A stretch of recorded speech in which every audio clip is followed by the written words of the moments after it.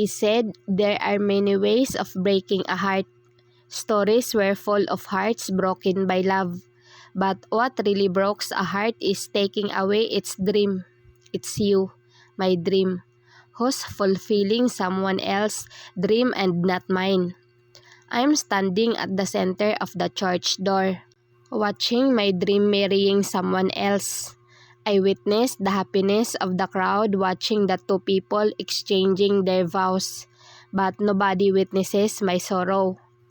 He glanced at where I was standing. I love you, he mouthed before saying I do.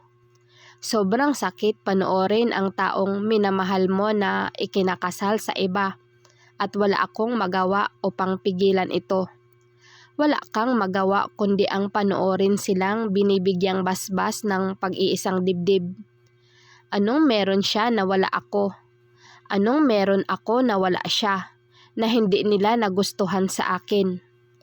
He was my first and great love. He had the perfect relationship that I never thought it would all end like this. Matapos kong marinig ang I do ni Mike ay umalis na agad ako sa simbahan. Hindi na kaya ng puso kong masaksihan pa ang lahat. Minsan, tinatanong ko sa Diyos kung bakit sa lahat ng babae ay siya pa. Not that it would make me less hurt, but because it's her. It destroyed me mentally and emotionally. Dali-dali kong naipark ang sasakyan at lakad-takbo na ang ginagawa ko para marating ang elevator. I look devastated. Namamaga ang aking mata sa kaiiyak mula pa noong malaman kong ikakasal sila. Araw-araw akong umiiyak sa kaisipang ang taong mahal ko at minamahal ako ay ikakasal sa ibang babae. Napatawa ako habang naglalakad. Parang nasisiraan ng bait na nakangisi. Ibang babae? Hindi siya ibang babae. Kinuha ko ang keycard sa clutch bag at binuksan ang unit ko. I immediately went to the kitchen and took a bottle of whiskey. I opened it and drank hurriedly straight from the bottle. It felt like my throat is burning because of the alcohol. Masakit. Pero wala itong kasing sakit sa nararamdaman ko ngayon. Bumagsak ulit ang mga luha sa aking mata. Our memories together flashed to my mind. The kisses we shared, the nights we slept together. Everything. Every memories of us that lingered to my mind feels like stabbing my heart non-stop. Pailing-iling ang pag-iyak ko habang sinasabunutan ko ang aking sarili. Uminom ako ulit ng alak at wala akong pakialam kahit masakit sa lalamunan iyon. Parang gusto ko nang mamatay sa sobrang sakit. Pero naisip ko si Mommy at Daddy. Masasaktan ko sila at ayokong mangyari iyon. Hindi kailanman nila ako nakitang lugmok, malungkot at wasak kagaya ngayon. At hindi ko pa rin ito ipapakita sa kanila. I am Lana. I got all the reasons in this world to stand to what I believe is right. Pero ang gagawin kong to, tama pa ba? Tama pa bang manatili sa kanya? Tama pa bang kumapit sa pagmamahal niya at sa pagmamahal namin sa isa't isa? I know what I should do by now. No second thought of that. I am smart, pero ngayon lang ako magpapakabobo. Padaos-dos akong nahiga sa sahig ng kusina. Naramdaman ko ang lamig nito. Kinuha ko ang cellphone sa clutch bag na nasa sahig na rin at tinawagan ang isa sa pinakamalapit sa akin. Agad niyang sinagot ang tawag ko. Tito, tawag ko sa kanya sa isang basag na boses. Where are you? Pupuntahan kita, he said in a furious and worried tone. He knows me better than my parents. He knows my weaknesses. He knows my best friend. Matapos kong sabihin sa kanya kung nasaan ako ay nanatili ako sa ganoong posisyon. Pagod ang katawan kong gumalaw. Pagod ang lahat sa akin, lalo na ang puso ko. Ilang minuto pa ay tumunog ang pintuan at alam kong siya na iyon. I gave him my keycard duplicate dahil dito siya tumatakbo kapag nag-aaway sila ni tita. Lana, where are you? Umalingaw-ngaw sa buong bahay ang boses niya. Hindi ako sumagot. Pagod na pagod ako. Na ni ultimo magsalita ay hindi ko kaya. He then found me, bathing with my own tears. Fuck, Lana! Naramdaman kong binuhat niya ako at nakapikit lang ako. Wala nang luhang tumutulo ngunit basang-basa pa rin ang pisngi ko. Nilapag niya ako sa kama at kinumutan. Ganitong ganito si Mike sa akin. Palagi niya akong kinukumutan bago pa ako matulog at hinahalikan sa noo. Ngayon, pakiramdam ko, dalawa na kaming kukumutan niya at hahalikan niya. Okay lang sa akin yun. Kaya ko yun. Ang hindi ko kakayanin ay ang maisip na mamahalin niya rin ang babaeng yun. Binuksan ko ang aking mga mata at hindi ko na ito masyadong maibukas dahil namamaga na ang talukap ko. Nakita kong nakatitig sa akin si Tito. Galit na galit ang mga mata niya at awa ang nakikita ko sa mukha niya. Anong kailangan kong gawin? Sabihin mo, gagawin ni Tito. Anya. He's always like this to me. Protective. Why her? Tito, why?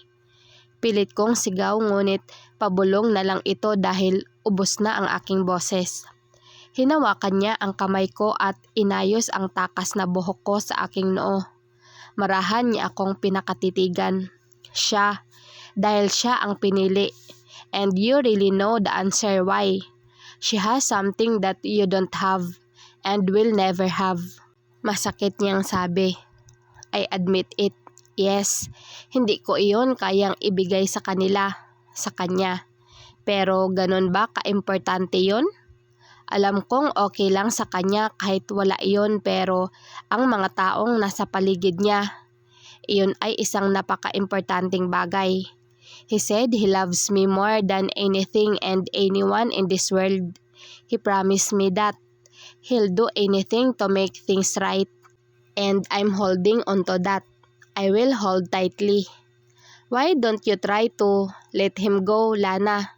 Sabi ni Tito Marky sa isang maingat na boses na parabang natatakot siyang mabasag ako kung hindi niya ito maingat na sasabihin. Try to let him go? No way. No fucking way. Unless. No, Tito.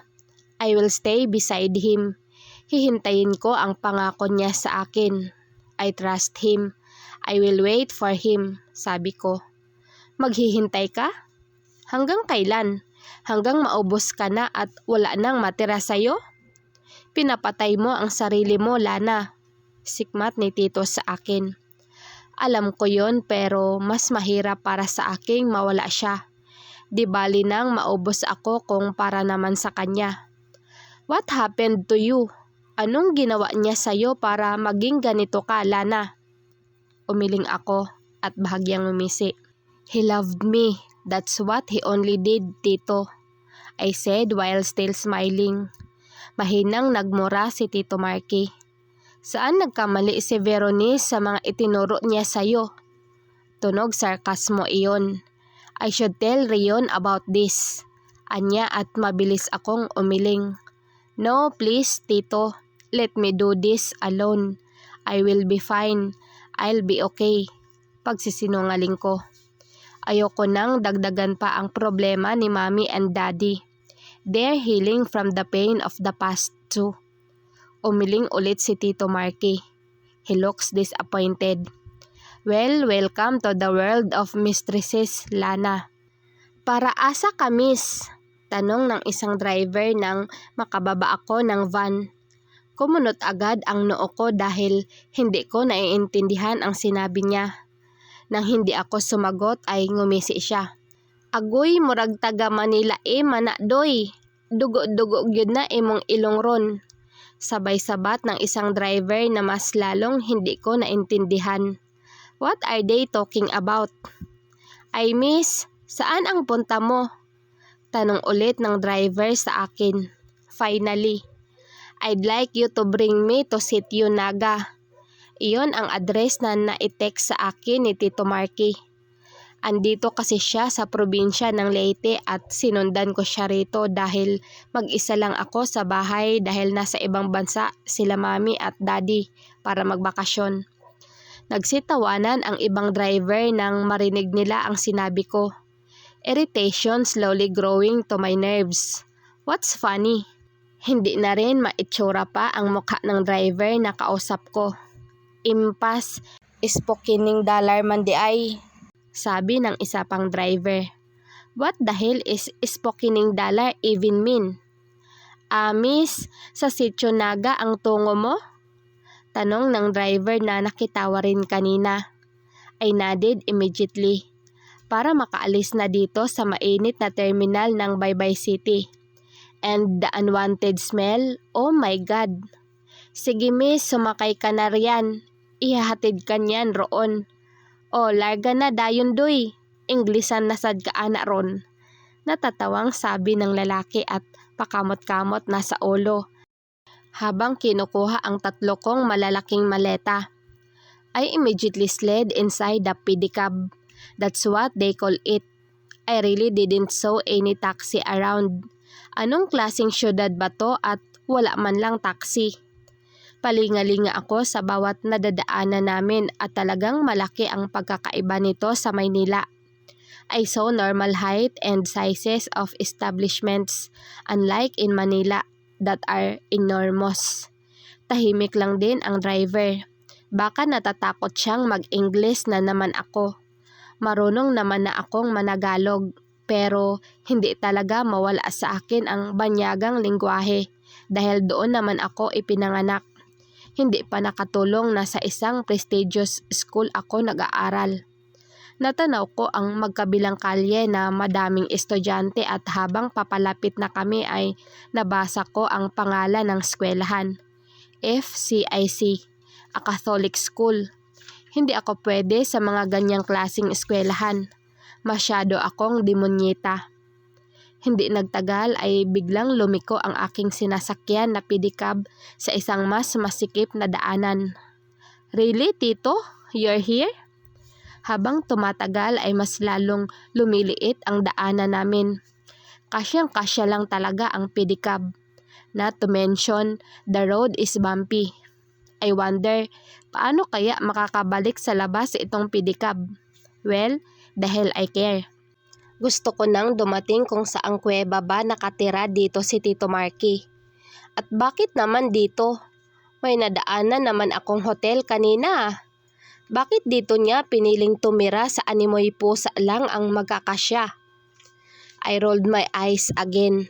Sana hindi ko pagsisisihan ang pagsunod ko dito sa tito ko. Parang nabunutan ako ng tinik nang biglang huminto ang pedicab sa isang puno ng kaimito. I saw the simple houses around and a chapel. Nang maibaba na ng driver ang lahat ng gamit ko ay binigyan ko siya ng bayad. Ewan ko kung kasya na yung 1,000 na binigay ko sa kanya. Wala naman akong nakitang meter sa pedicab niya kaya yun na lang ang ibinigay ko. Tatawag na sana ako kay Tito nang magsalita siya sa likuran ko. Galing siya sa loob ng isang maliit na bahay. But concrete. Welcome to Leyte, Lana. Masayang bati ni Tito pero nakasimangot lang akong nakatingin sa kanya. What? He mouted. Tinaasan ko siya ng kilay sabay pamaywang ko habang pinapasok niya sa loob ng bahay ang mga maleta ko. Tito, there's a hotel along the road. Bakit ka dito nakatira sa... Sabay tingin ko sa kabuuan ng bahay. Hindi naman ako ganoon kaarte sa bahay, pero nasanay ako sa hindi ganitong klaseng surroundings. Nag-iba agad ang timpla ng mukha ni Tito Marky sa akin. Last time I checked, I didn't invited you here. Pwede ka pang bumalik ng Tacloban, pabalik sa Maynila. Anya. Padabog akong naglakad papasok sa bahay dahil ayokong bumalik sa Maynila dahil mga katulong lang ang kasama ko roon. I sighed. Hindi na rin naman siguro masamang subukan ang buhay dito sa probinsya. Alam mo kung bakit ako nandito. At malapit lang dito ang bahay niya kaya inupahan ko muna ang bahay na to. Giit niya. Yeah, he's smitten to this probinsyana girl na nakilala niya sa Maynila. What a stalker. Sinundan pa talaga dito. I really thank all the saints in heaven nang makitang may aircon pala ang kwarto. Hindi ko yata kakayaning electric fan lang ang gagamitin ko sa pagtulog. Freshen up.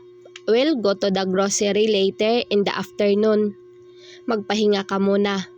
Saad ni Tito at tumango lang ako sabay pasok ko sa kwarto. The room is not that bad.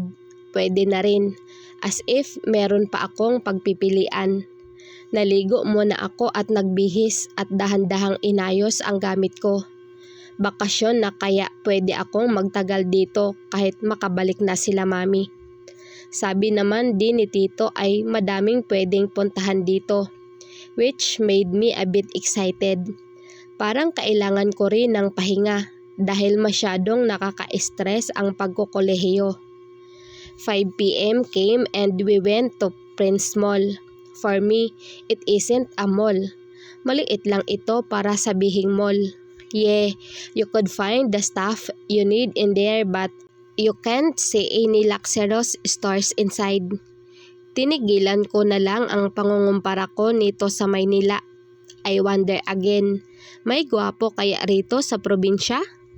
I smirk. I highly doubt it. Ni sa Maynila nga, walang makakuha ng atensyon ko. Dito pa kaya sa probinsya? Matapos naming mabili lahat ng kailangan ay agad na kaming lumabas sa naturang mall at pumunta sa isang lugar na masyadong mausok pero mabango. Let's eat our dinner here, ani Tito Marky, habang dala ang mga pinamili namin. Of course, wala akong binitbit na kahit isa sa mga pinamili namin. Isa itong lugar na maraming nagtitinda ng barbecue. Kaharap nito ay dagat at isang maliit na pier. I saw a ship named Robol. It's almost sunset.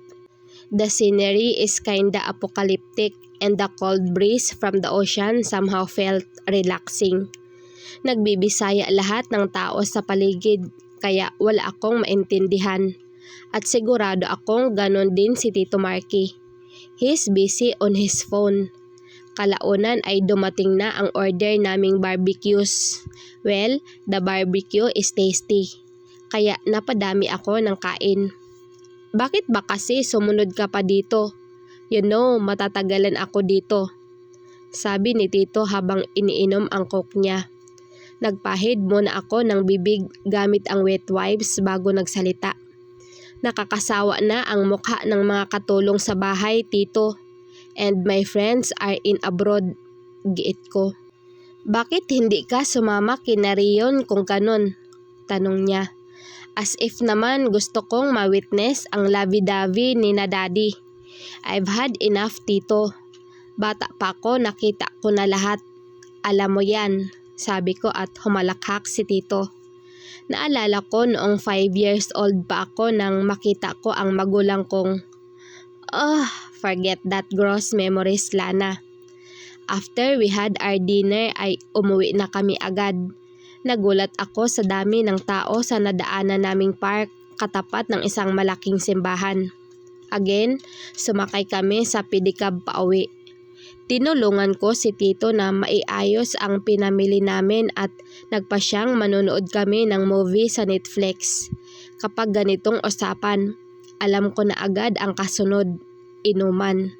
Well, let me try this not so lavish like in Leyte. Naalimpungatan ako sa sobrang ingay. Inis akong bumangon at naglakad palabas ng kwarto.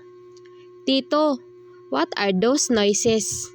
Iritado kong tanong sabay tingin ko sa relo ng bahay. Ang aga pa. Sumilip ang ulo ni Tito galing sa kusina. Kaya padabog akong naglakad papunta doon. Nakita kong nagluluto siya ng itlog at mahinang natawa. Welcome to Leyte again, Lana. He chuckled like waking 8 a.m. is funny. Of course, maingay dahil alas 8 na, Lana. And your room isn't soundproof. Malamang maririnig natin ang mga kapitbahay. giit niya. Nangalumbaba ako at papikit-pikit pa. I don't know if I can take this anymore. The noises, the surroundings and all. Walang ka-espesyal-espesyal ang lugar na to. Pilitin ko mang matulog ulit, pero hindi talaga kaya dahil sobrang ingay na ng kapitbahay. Araw ngayon ng linggo kaya may nagkakantahan, may mga batang naglalaro sa labas at mga tambay. I'm watching every people's behavior intently. Not a surprise that they're already looking at me. Parang pinag-uusapan nila ako. I'm not dumb. Halatang ako ang pinag-uusapan ng mga matatandang nasa di kalayuang terasa ng bahay, nakatambay. Sa kapilya naman ay may mga tambay na nag-uusap-usap din at paminsan-minsang napapatingin sa akin. I have a sigh. Province indeed. Bagot na ako sa bahay. May TV naman, may wifi rin pero may kulang talaga at hindi ko alam kung ano. Hanggang sa dumating ang hapon at narinig ko ang kampana ng chapel. May misa. Kaya napagdesisyonan kong magsimba at inaya ko si Tito Marky. Huli na kaming nakapasok sa maliit na chapel dahil natagalan ako sa pag-aayos. Nakuha naman namin ni Tito ang atensyon ng mga tao. At halos mabali pa ang leeg ng iba kakatingin sa akin. Hindi ko na lang pinansin iyon at magsisimula na ang misa. That mass went well. Nagsisimula nang magsilabasan ang mga tao dahil tapos na ang misa nang may kumausap sa aking isang ginang. Bago kayo riyan? Turo niya sa bahay na tinitirhan namin ni Tito. Tumango naman ako at napangisi siya. I don't want to be rude so I gave her a slight smile. Ako pala si Daisy. May tindahan ako roon. Kung may kailangan kayo, pwede nyo puntahan ang tindahan ko. Anya. Business promotion naman pala. Akala ko ano na. Iyon lang ang nangyari at umuwi na kami ni Tito. Habang nagluluto si Tito ng hapunan ay tumambay ako sa labas ng terrace nang biglang may narinig akong mga tunog ng motor. Papalapit na ito hanggang sa dumating na nga sa tapat ng bahay namin. Nagulat ako sa dami ng mga lalaki. Ang gagwapo ng iba, pero mas madami ang pangit. Matitipuno ang mga katawan nila at pare-pareho ang mga gupit ng mga buhok nila. Pareho rin lahat ang suot nila na kulay dark blue terno uniform. Pulis. Palingalinga sila sa lugar at may mga dalang bag. Ano namang ginagawa ng ganito kadaming pulis sa masikip na lugar na ito? May ibang nakapansin sa kinaroroonan ko at napangisi sa akin. Seriously? You think I would smile back at you? Sabi ko sa isip ko nang hindi ako tinatantana ng titig ng tatlong mga pulis. Pinapanood ko lang sila na nag-uusap-usap hanggang sa nagpunta sila sa banda kung saan itinuro ni Ate Daisy ang tindahan niya. Wala naman akong natatanaw na tindahan. Doon papunta ang lahat hanggang nawala na sila sa paningin ko. Ano kayang ginagawa nila dito at may mga dala silang bag? May headquarters ba sila dito? Well, whatever it is, I don't really care.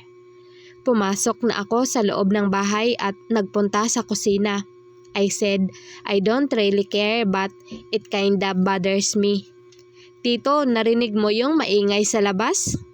Tanong ko at nilingon niya ako habang abala siya sa pagluluto. Nagtaas siya ng kilay sa akin. Kanina pang umaga maingay, Lana. Anong bago? Anya at inikutan ko siya ng mata. Hindi mo ba narinig ang boses ng mga lalaking nag-usap-usap sa labas? Tanong ko pero nagkibit balikat lang siya. Hindi. Bakit? Ano bang meron? Seryoso niyang tanong at nakaisip ako bigla ng isang ideya. Mga pulis dito. Puro mga gwapo. Kidding aside. Mabibilang lang sa daliri ko ang nakita kong medyo pwede na. Hindi man lang nagbago ang ekspresyon niya sa mukha. Hindi kagaya ng dati. Nagbago na nga si Tito. He likes women now. And so? Iritado niyang tanong.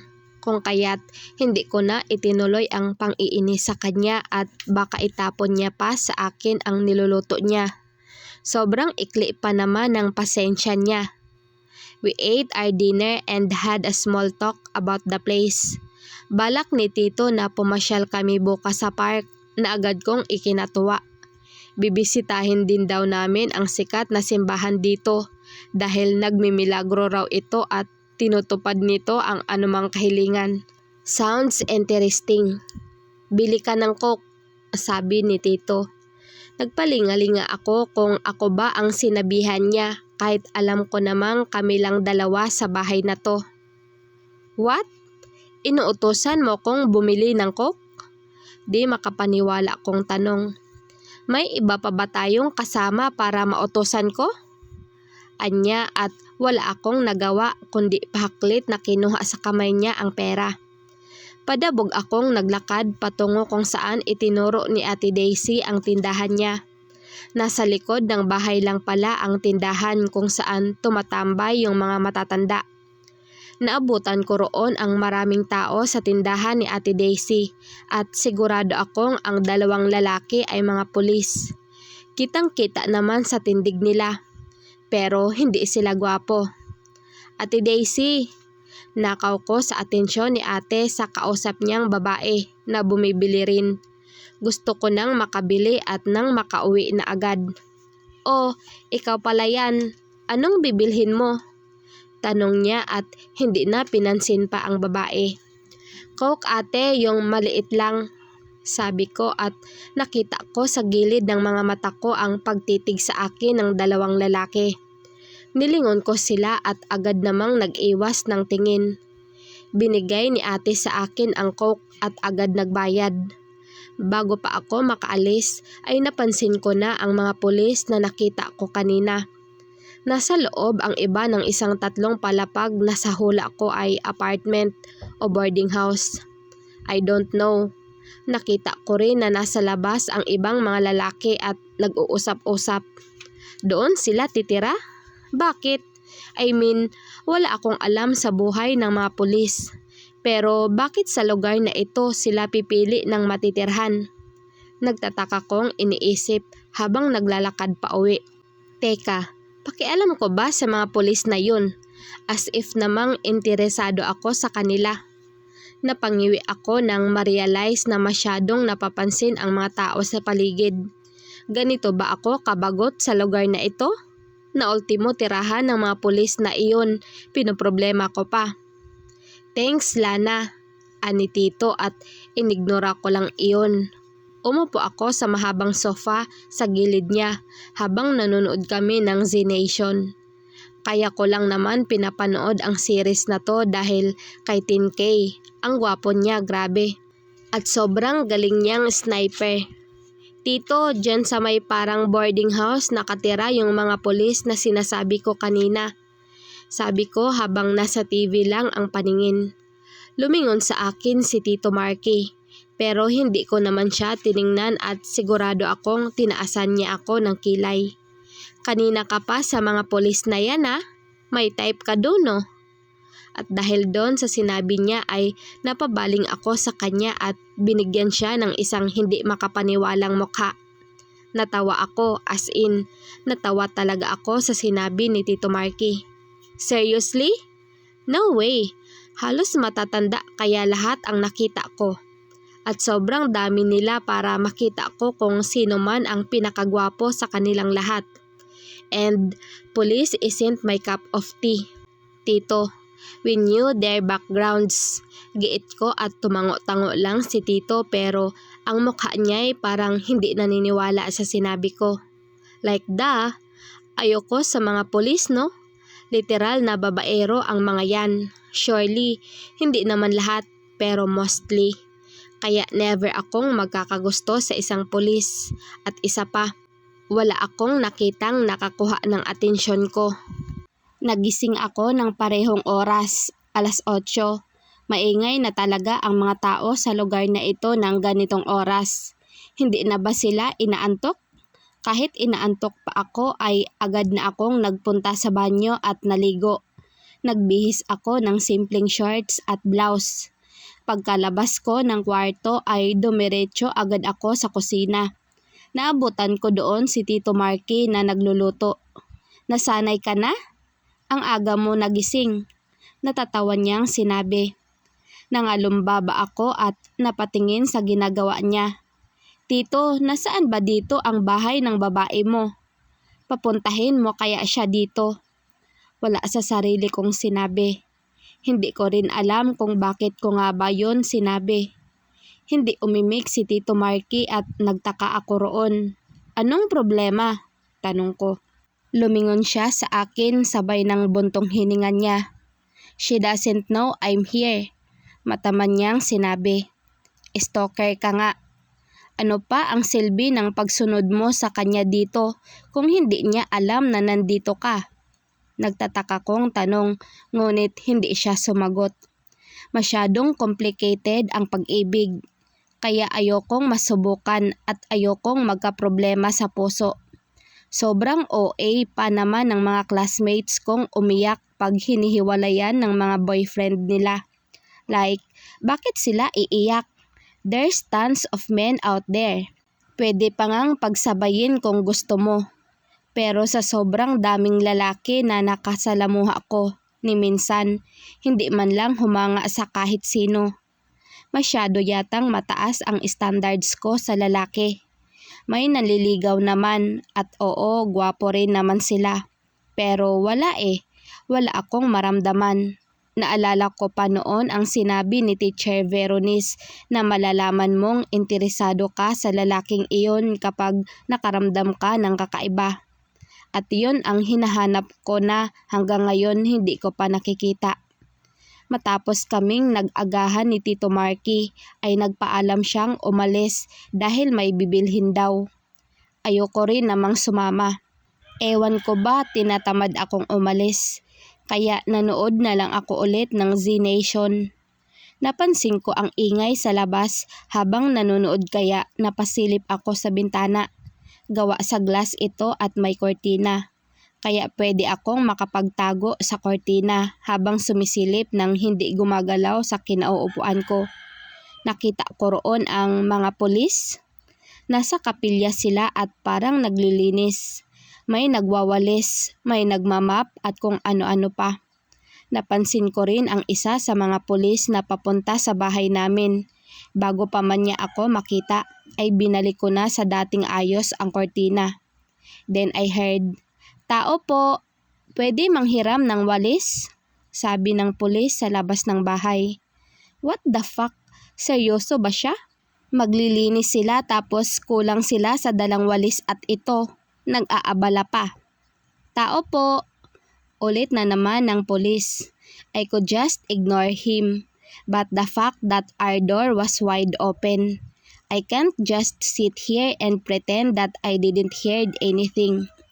Naiinis akong tumayo at hinanap ang walis. Buti na lang ay nakita ko naman ito agad. Lumabas agad ako ng terrace at nakitang nakangisi na ang pulis. Of course, I fake a smile. Sabay abot ko sa walis. "Isa sa uli ko to mamaya, ma'am," anya at nakangisi. "Kahit wag mo nang ibalik yan," sabi ko sa isip ko. Umalis naman siya agad nang matanggap niya ito. Bumalik din ako sa loob ng bahay. Umupo ako sa dating inupuan ko at nanilip ulit. I don't know what am I doing but I'm bored alright. Naghahanap ang mga mata ko ng gwapo. Pero wala talaga. Hindi naman sila sobrang pangit. Hindi ko lang talaga bet. Pero hindi ako tumigil sa paninilip hanggang sa nakita ko ang dalawang lalaki. Ang isa ay maputi at gwapo siya. Kaso pandak. Siguro magkasing tangkad lang kami. Nadako naman ang mata ko sa kausap niya. Mas matangkad ito sa kanya. Gwapo rin, pero moreno. Hindi naman sa ayoko sa moreno pero hindi ko rin bet. Huminga ako ng malalim habang pinapanood sila sa ginagawa nila. Narinig kong tinawag ng isa pang pulis yung lalaking maputing pandak na Bernal. Pangalan niya kaya yun o apelyedo? Tinawag na naman ng parehong pulis ang matangkad na moreno na Andy. Bernal and Andy. Iyon lang ang ginawa ko hanggang sa nakitang naglalakad na pabalik ang lalaking nanghiram ng walis. Agad na akong tumayo upang hindi na siya mag-ingay pa. Paglabas ko pa lang ng terrace ay nadako na sa akin ang mga mata ng mga kasamahan niya. Of course, they're teasing him to me. Akala naman talaga magugustuhan ko tong nanghiram ng walis. No thanks. I fake a smile again, syempre. Heto na yung walis, ma'am. Salamat. Nakangiting sabi niya. Wala na akong sinabi pa at pumasok na agad. I got annoyed of those eyes watching us teasingly. Hindi na ako nanilip pa at nag-focus na sa panunood hanggang sa dumating na si Tito Marky. Where have you been, Tito? Alam mo bang nanghiram ng walis ang pulis dito? Parang bata akong nagsumbong at nagtataka ako kung bakit ko pa ito sinasabi kay Tito. Pinahiram mo ba? Tanong niya at tumango naman ako. O, anong problema doon? Ano nga ba? Nagpakurap-kurap ako at nangapa ng isasagot. Nang makita ni Tito na nakaawang ang labi ko pero wala akong maisagot, napatawa siya. Hayaan mo na nga yan sila, Lana. Bawat kibot na lang sinasabi mo sa akin. Have some privacy, okay? Anya. Privacy? Hindi ko kailangan yun. Bakit mas maganda naman yung sinishare ang mga nangyayari, di ba? Never mind. Kumain na tayo. I bought lechon manok, saad niya at nagtungo na sa kusina. You both what? May ano naman tayo ah. Sabay tingin ko sa kusina kung nasaan ang oven. Pero wala. Walang oven? Gustong gusto ko kasi ang baked chicken in rosemary and asparagus. Umiling si Tito at ngumisi habang hinahanda ang pagkain namin. Tanging stove lang ang meron, ni walang bread toaster. Ngayon ko lang napansin na ang daming kulang sa kusina at kung gaano ito kasimple. Habang kumakain kami ay napatingin sa akin si Tito at kumunot ang noo ko. What? I mouthed. Bili ka ng Coke. Yung malaki para hindi ka na bumalik sa susunod. Sabi niya na para bang alam na niya ang sasabihin ko. Pero sinabi ko pa rin. Na naman? Naggrocery tayo pero hindi ka kumuha ng Coke. Iritado kong sabi pero kinuha ko na lang ang pera sa kamay niya at padabog na lumabas para makabili ng Coke. Bakit kasi hindi na lang bumili ng Coke vendo machine? Nasa terrace pa lang ako ay natanaw kong nasa kapilya na naman ang mga pulis at ang iba papunta na kung nasaan ang boarding house nila. May 3 pulis na napatingin sa akin at nagbubulungan. Alam kong ako ang pinag-uusapan. I rolled my eyes and just walked. Bago ko pa man sila malampasan ay nagsalita ang pulis na nasa gitna. Here comes my fake smile. Ma'am, pwede makahingi ng number? Muntik pa akong maubo dahil sa sinasabi niya. Really? Manghihingi siya ng number ko? Not to mention, mukhang kasing edad na niya ang daddy ko. Hindi ko tiningnan ang 2 kasama niya at sa lalaking iyon lang ang titig ko. To my surprise, binigay ko na lang ang number ko dahil nakatingin na din sa akin ang ibang pulis. Napangiwi ako habang naiisip na binigay ko nga sa matandang yon ang number ko. Well, I could just change my number. Sabi ko sa isip ko nang may nag-text habang nagbabrowse ako sa internet. Unknown number. Hi ma'am, tulog ka na? Ito na nga. Dahil wala akong magawa ay nagtipa ako ng reply. Ako, hindi pa, bakit? Hindi pa lumilipas ang ilang segundo ay nag-reply siya ulit. Unknown number. Pwede ka bang maimbitahan dito sa Dominicus? Nag-iinuman kami. What the hell? The audacity of this guy to invite me immediately? Ni hindi pa nga siya nagpapakilala. Hindi naman din ako interesado sa kanya kaya kahit wag na. Magtitipa na sana ako ng reply nang may pumasok na text galing sa ibang number. Unknown number 2. Hi ma'am, kinuha ko number mo sa kasamahan ko. Hihi. Namilog ang mga mata ko. Pinagpasapasahan na ba nila ang cellphone number ko? I should really change my number tomorrow immediately. Ako, sino ka? Ano, number 2? Mike. Maganda ang pangalan. Kaya nag-reply ako. Ako, paano mo naman nakuha ang number ko? Ano, number 2? Nagdahilan akong makikitext lang sa kasamahan kong nanghingi sa'yo ng number kanina. Pero ang totoo, kinuha ko ang number mo. Ayaw kasing ibigay. I literally bit my lip after reading it. Interesting. So andun siya noong manghingi ng number yung lalaki kanina? Hindi ko napansin. Sana naman hindi ito kagaya ng lalaki kanina na mukhang daddy at professor na masungit ang aurahan. I woke up early, like as early as 6 a.m. Hindi ko rin alam kung bakit. Pero naku-curious na ako kung ano bang itsura ng mic na yun. Nalaglag naman ang panga ni Tito nang makita ako sa kusina. Hindi siguro siya makapaniwalang nagising ako ng ganito kaaga. Not feeling well? Anya at dinama ang noo ko gamit ang likod ng palad niya. I rolled my eyes sabay inalis ang kamay niya. I'm okay, can't you see? Maaga akong nagising. I said annoyingly. That's the point. Akala ko may sakit ka kaya ka nagising ng maaga. That's not you, Lana. Alam nating umuulan na ng pera't lahat-lahat pero ikaw tulog pa. Giit niya. I know, right? Kasalanan ko bang magising ng maaga? Ang tagal ko ngang nakatulog kagabi dahil sa 2 pulis na ka-text ko. I replied to that oldie police because of respect. While Mike, well, I don't know yet. Hindi na ako makatulog, kaya bumangon na lang, sabi ko. Fine, give me few minutes. Magluluto lang ako ng breakfast. Ani Tito at tumango ako. Iniwan ko na muna siya sa kusina at nagpunta sa terrace.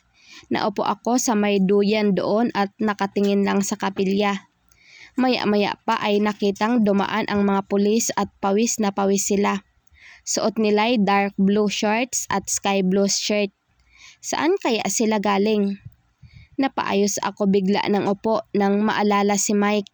Sino kaya siya dyan? Pabalik sila sa boarding house nila kaya hindi nila ako makikita. May lalaking napabaling sa bahay namin at ngumiti ito nang makita ako. Yung nanghingi ng number ko. Binigyan ko siya ng perpektong peking ngiti ko habang naglalakad siya at panay ang baling niya sa akin. Madapa ka sana, sabi ko sa isip ko. Ano kayang itsura nung Mike? Iniisip ko yon habang nakaupo sa duya nang may nag-text. Mike, kakabalik lang namin galing mag-exercise, hihi. So, galing pala silang exercise. At oo, na-save ko na ang number niya maliban doon sa nanghingi sa akin. Para saan pa, di ba? Hindi ko naman siya type. Hindi isa sinasabi kong type ko na si Mike. Curious lang ako. Iyon lang. Kaya save ko na lang number niya. Lana, breakfast na tayo. Tawag ni Tito Marky sa akin. Bago pa man ako tumayo ay nag-reply muna ako kay Mike. Ako, okay, haha, nakita ko nga kayong dumaan. Nang maisent iyon, naglalakad pa ako papuntang kusina nang mag-reply siya. Mike, kumain ka na? Nagpakurap-kurap ako at binasa ulit ang text niya. Anong meron sa tanong na to at parang uminit ang pisngi ko? Anong espesyal sa tanong na to at napapangiti ako? Pinilig ko ang ulo at hindi na muna nag-reply. Habang kumakain kami ni Tito Marky, ay paminsan-minsan akong napapabaling sa screen ng phone ko at binabasa ulit ang text ni Mike. Weird. Kanina ka pa tingin ng tingin dyan sa phone mo, sabi ni Tito. Pero nagulat ako nang bigla niyang kinuha ang cellphone ko at huli na nang makuha ko ito. Nabasa na niya. Sino si Mike? I know almost all of your friends, Lana. At walang Mike sa kanila. Who's he? Anya gamit ang mga nanliliit na mga mata. Pulis. Tanging sinabi ko at kumunot ang noo ni Tito. You mean one of those police na kapitbahay natin? Hindi makapaniwala niyang tanong. Tumango naman ako. Binigay mo ang number mo? Tanong ulit niya sa mas lalong hindi makapaniwalang mukha. Because I don't give my number so easily, especially to strangers. Yes, I mean no. May ibang humingi. Tapos kinuha niya doon sa kasama niya ang number ko. Giit ko. Umiling si Tito Marky at nag-angat ng kilay. Piece of advice, Lana. Notorious playboy ang mga yan. Mostly married or my girlfriend. Be careful. Anya. Ako naman ngayon ang nagtaas ng kilay. What are you trying to say, Tito? We're just texting. Kung nakita mo lang anong itsura nung humingi sa akin ng number, you wouldn't say that. Well, I haven't seen Mike's face yet, sabi ko. Puro paalala ang sinabi sa akin ni Tito. Laban sa mga pulis, kesyo matinik daw sa babae. Kahit saang istasyon may babae. Kahit saan madistino may babae. Nag-o-overreact lang si Tito. Wala naman akong balak magka-boyfriend ng pulis, no? Bukod sa busy silang tao. Sobrang needy ko naman. Gusto kong andyan palagi ang boyfriend ko kapag kailangan ko siya. At dapat nasa malapit lang siya. Samantalang ang mga pulis, palagi kang makikihati sa oras nila. Palaging nasa malayo. Palaging busy sa trabaho o di kaya naman sa babae. Noted na ang background nila since 100 years ago. Matapos kong makapaligo ay saka pa ako nag-reply kay Mike. Ako, oo, tapos na. Ilang segundo pa ay nag-reply siya ulit. Mike, may klase kami ngayon sa chapel, hihi. Araw-araw ba silang may klase sa chapel? Hindi na ako nag-reply pa dahil nagbihis na ako. Nahihirapan pa akong mamili ng isusuot. Napakunot ang noo ko. What's happening? Bakit parang gusto kong magdamit ng maayos? Nandilat ako sa kawalan at kinuha na lang ang blouse at shorts ko. Bakit ko kailangang mag-ayos? Sa bahay lang naman ako Pero hindi natigil iyon doon. Ilang minuto pa akong pabalik-balik sa salamin at tinitingnan ang ayos ko. Ano bang nangyayari sa akin? Lumabas agad ako sa kwarto at pinaandar ang TV. Naisipan kong sumilip sa bintana. 4 na rows ng upuan ng chapel lang ang makikita ko. Sa pinakahuling upuan na malapit sa pinto na gawa sa bakal, nakita ko roon ang lalaking patingin-tingin sa bahay namin. Hindi naman siya yung nanghingi sa akin ng number. Kahit medyo may kalayuan ang chapel ay sigurado akong chinito siya at matangkad. Pero dahil sa distansya at mabilis lang ang ginagawa niyang pagbaling, ay hindi ko makita ng klaro ang mukha niya.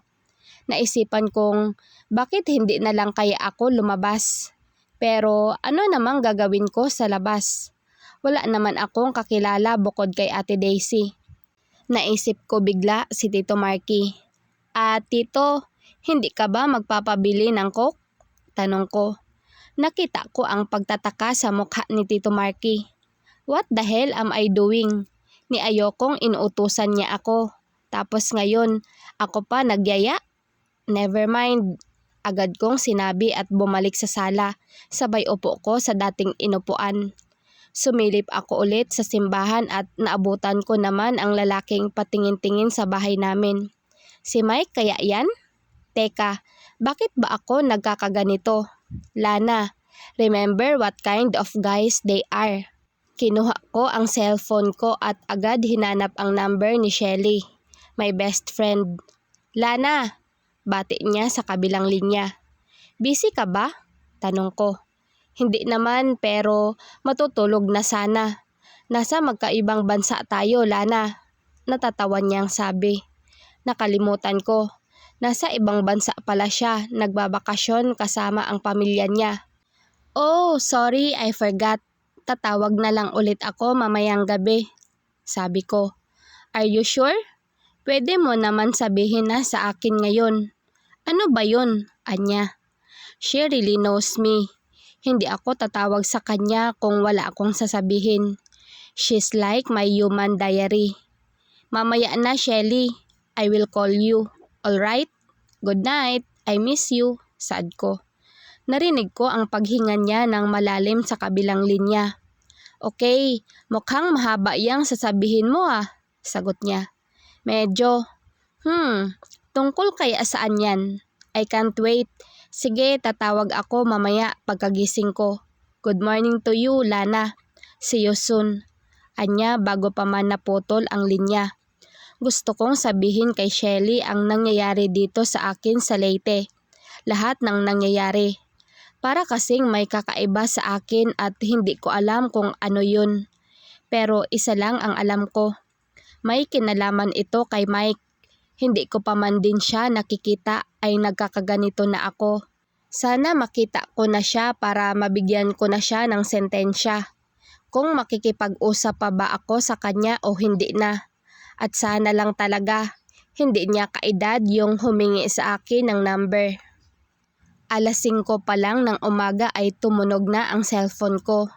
I lazily checked it and saw a message. Galing sa kasamahan ni Mike. Hindi ko yun binasa at natulog ulit. Malapit na sana akong makatulog nang tumunog ulit ang cellphone ko. This time, gising na gising ang diwa ko. Mike, good morning. Shit, simpleng bati lang ng magandang umaga at gising na ako. Ni hindi ko pa nga nakikita maski anino niya.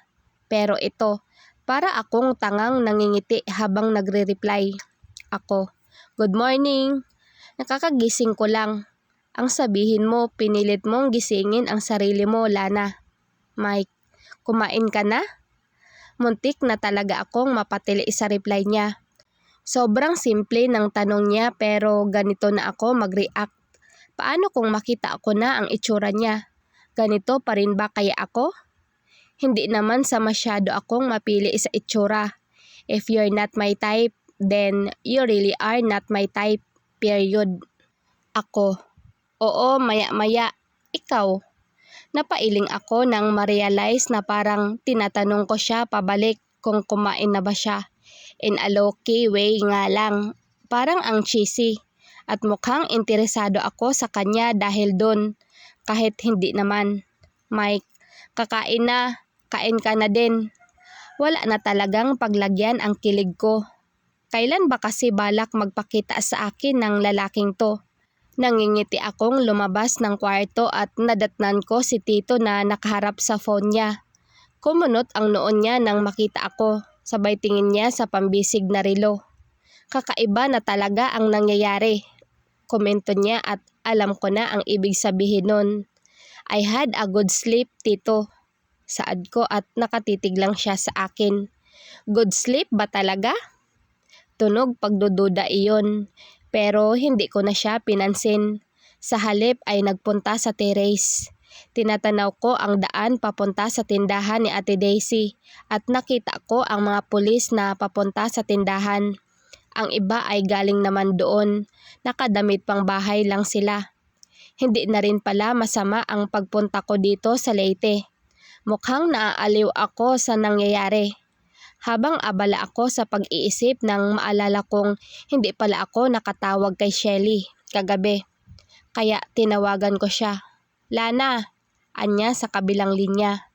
Sorry, nakatulog ako kagabi ng maaga. Hindi na ako nakatawag. Pagsisinungaling ko. Ang totoo, katext ko si Mike hanggang hating gabi. It's fine, Lana. Ako din na busy kaya hindi rin ako nakatawag. Ano nga pala ang chika mo? Anya at napangiti ako roon. Sinimulan ko kaagad ikwento sa kanya ang tungkol sa lalaking nakilala ko dito. Pero hindi ko na muna sinabi kung anong pangalan niya at anong trabaho niya. Kilala ko si Shelly. Wala rin siyang tiwala sa mga pulis. Talaga? Bakit hindi pa siya nagpapakita sa'yo? Tanong niya.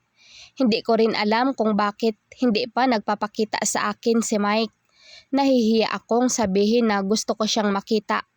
I don't want him to assume that I'm interested in him. Ewan, baka nahihiya. Sabay tawa ko. Pwede naman hindi ba? Huwag kang masyadong kiligin dyan. Baka mabokya ang expectations mo. Giit ni Shelly. I'm actually expecting him to be good-looking, mature at medyo mas matanda sa akin ng kahit 5 years ay okay lang. Para sa akin, mas maganda kasi yung mas matanda yung lalaki para sila yung magdadala ng relasyon. Wait, what? Relationship? Scratch that. Textmates lang kayo, Lana. Umabot ka na sa relasyon. Yeah, I know. Tatawag ako ulit mamaya para magkwento. Bye! Sabi ko at nagpaalam na rin si Shelly bago pa pinatay ang tawag. Matapos naming mag-agahan ni Tito Marky ay napansin kong wala pang tao sa chapel. I mean sila Mike. Tuwing ganitong oras naman ay nagsisimula na ang klase nila. Hindi na rin naman siya nag-text. Baka busy lang. Of course, I'm not expecting his text. Dahil sa sobrang bored na ako, kaya naisipan kong lumabas kahit sa gate man lang. Nakilala ko roon ang babaeng nasa mid-30s na ang edad, si Ate Joanne. Nagkwentuhan kami tungkol sa akin at tungkol sa kanya. Nasa tapat ng bahay namin ang bahay nila kaya mismong sa labas ng gate namin kami nagkwentuhan. Nasa gitna kami ng pag-uusap ni Ate Joanne nang tumunog ang cellphone ko at nakitang text iyon galing kay Mike. Mike, may klase kami ngayon. Kung sino man ang ngingiti at huling papasok sa chapel ay ako iyon. I immediately gasp. Nataranta akong bigla. 3:00 ng hapon. Bakit ba sila magkaklase? At hindi nagtagal ay nakita ko ngang isa-isang nagsulputan ang mga pulis papunta sa chapel. Pareho kaming nakatanaw sa mga pulis ni Ate Joanne at medyo kinakabahan ako. Medyo lang naman. Tiningnan ko ang bawat isa sa mga pulis at napapangiti sila sa akin. Sino siya dyan? Halos lahat napapatingin sa akin at ngumingiti. Ang tanging pag-asa ko na lang ay ang sinabi niyang ang huling papasok sa chapel ay siya. Nagsisimula na akong kabahan. Dito na talaga matatapos ang lahat kung hindi ko man magustuhan ang makita ko. Kadalasan pa naman sa kanila ay medyo may edad na. Kukonti lang ang nakita kong parang kaedad nila Andy at Bernal. Ang gagwapo nila Inday, no? Ani Ate Joanne. Okay lang, sabi ko, dahil wala naman talaga akong nakitang masasabi kong gwapo. Bumagsak ang balikat ko nang makitang nakapasok na halos lahat ang mga pulis sa chapel at wala na akong nakikitang paparating. Pumasok na ba siya at hindi ko napansin? Tumingin ako sa cellphone ko at nakitang wala naman siyang text at bumagsak ang balikat ko roon. Mag-aangat na sana ako ng tingin nang biglang mag-text si Mike. Mike, andyan na ako, hihi. Agad-agad akong nag-angat ng tingin at nakita ang matangkad na lalaking naglalakad papalapit sa chapel. Holy shit! Iyon ang una kong gustong sabihin, pero hindi na isa tinig dahil nakatitig lang ako sa kanya at ganun din siya. Nakangiti siya sa akin. Broad shoulders, toned arms and muscles in right places. Ang tangkad niya, mukhang hanggang dibdib niya lang yata ako. Chinito siya at maputi. Hindi mukhang dugyot kagaya ng iba niyang kasama. Matangos din ang kanyang ilong at manipis ang kanyang labi. At ang ngiti niya, damn! Kinakagat ko na ang labi ko dahil sa sobrang kilig na nararamdaman. Lalo pa nang tumango siya sa akin at ngumiti bago pa pumasok sa loob ng chapel. Kung kaibigan ko lang sana itong si Ate Joanne ay kanina ko pa siya sinasapak sa sobrang kilig ko. Nagpaalam agad ako kay ate na papasok na ako sa loob ng bahay dahil kailangan kong makainom ng tubig. I'm nervous. Never in my life that I've felt something like this. This is crazy. Para akong tanga na hinahawakan ang dibdib ko habang exaggerated na huminga. Para siyang nanggaling sa isang webtoon character na nagmaterialize in real life. May lahi ba siyang Hapon or Koreano? Bakit medyo singkit siya? Nalaglag ang pangako nang maalala ang lalaking singkit na pabaling-baling kahapon sa bahay namin. Chinito yun pero hindi ko lang masyadong nakita ang mukha niya. Ngayong nakita ko na si Mike, masasabi ko ngang siya iyon. Anong nangyari sa'yo? Ba't tulala ka? Tanong ni Tito Marky. Hindi ko napansin na sa gilid ko pala siya. Huminga ako ng malalim upang makalma ang sarili. Pero ang hirap, kinikilig pa rin ako. Inaantok ako, Tito. Sagot ko nang hindi iniisip iyon. Sleepy? You don't look like it, Lana. Anya at nanliliit na naman ang mga mata. I rolled my eyes and went to the refrigerator to get a pitcher of water. Kailangan ko munang makainom ng tubig at baka ano pa ang masabi ko kay Tito na nang babasa ng mga mata. Buti na lang at hindi naman siya nagtanong pa. Agad akong nagpunta sa kwarto at biglang nakaramdam ng hiya. Napatingin ako sa sarili ko. Never akong nagkaganito. I'm confident to my self-appearance. Not until now. Bakit parang nahihiya akong bigla sa itsura ko? Pinilig ko ang ulo ko at nahiga sa kama. Inisip ko ulit ang itsura niya. Damn, he's gorgeous. Kaya ba gano'n na lang ang excitement ko habang ka-text siya dahil sa instinct ko na gwapo siya? Napangiti ako. Girl's instinct never fails. Napabalikwas ako sa kama dahil sa gulat. Nang tumunog ang cellphone ko. A smile stretched in my lips when I saw who was it. Mike. Malapit na kaming matapos sa klase namin. Kumain ka na? I immediately type a reply for him. Ako. Oo, tapos na. How about you? Wala pang ilang minuto ay tumunog ulit ang cellphone ko. Sumama ang mukha ko nang makitang hindi galing kay Mike ang text. Unknown number. Hi ma'am, musta? Dinner tayo mamaya, okay lang ba? I deleted his message without a reply. Naalibadbaran ako sa kanya. Isn't it obvious na I don't like him? Napangisi naman ako sa tuwa dahil si Mike na ang nag-text. Mike, pagkatapos ng klase namin, anong ginagawa mo? How is this even possible? I'm giggling over a simple text from him. He's not even my type. Pero bakit ganito ang epekto niya sa akin? And one more thing, he looks way more older than me. Hindi naman ako sigurado sa naisip. Kaya tatanungin ko siya kapag nagkaroon ako ng pagkakataon. Araw-araw na akong maagang nagigising kung kaya't nagtataka na si Tito Marky. But I can't just tell him that it's because of Mike. I don't even know why I'm doing this to a guy I just met. Lana, Tito Marky called me while watching me intently in my eyes, like he's reading me through it. My brows furrowed. Ano na naman kayang agenda meron sa isip ang isang to? Yes, Tito. I confidently answered him, giving him a proud face. Humalokip-kip siya at napahawak sa labi niya habang nakatitig sa akin. You've changed a bit. Like, you're not like that. Never kang nagigising ng maaga. You can't stay in a place for long. Especially in this place and in this kind of house. What's happening to you? Really? May pag-aalala sa mukha at boses niya. Imbis na mainis ako sa pang-uusisa niya ay parang may humawak sa puso ko. He really cared for me.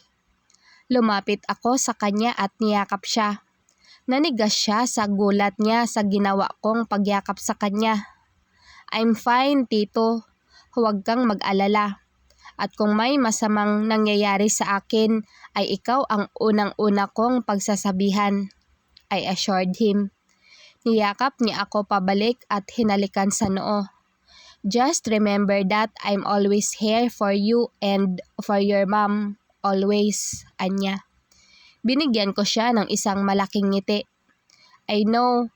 So stop jumping to conclusions. I know what you're thinking, Tito. Sabi ko sa kanya at kumala siya sa pagkakayakap sa akin.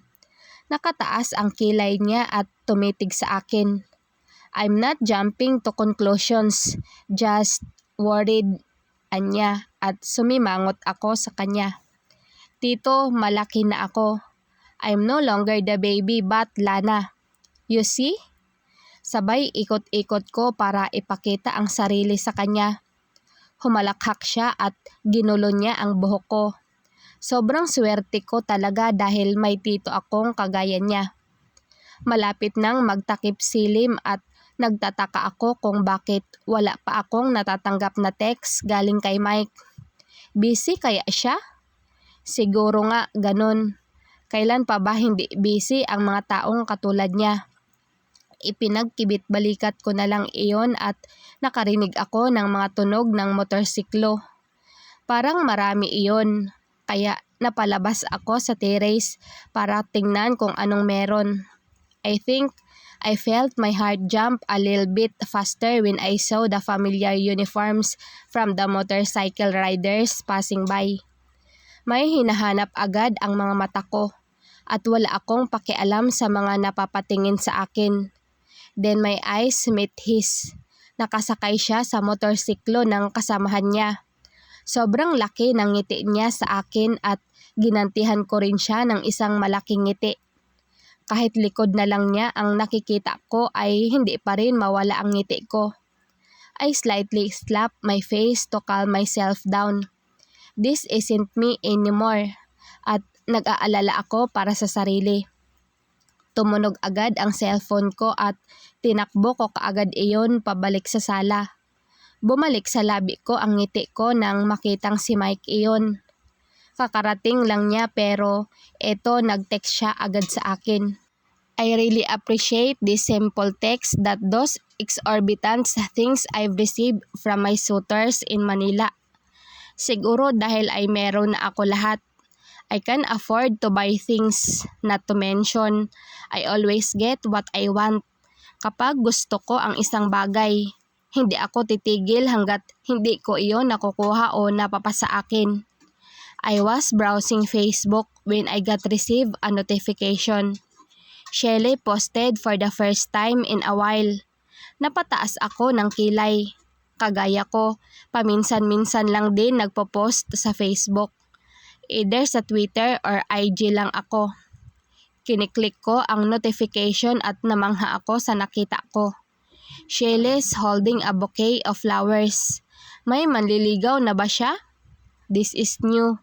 Hindi siya basta-basta nagpapaligaw. She's too focused on her studies. I commented. Yay! Who's the lucky guy? Sabi ko sabay lagay ng emoji na may heart ang dalawang mata.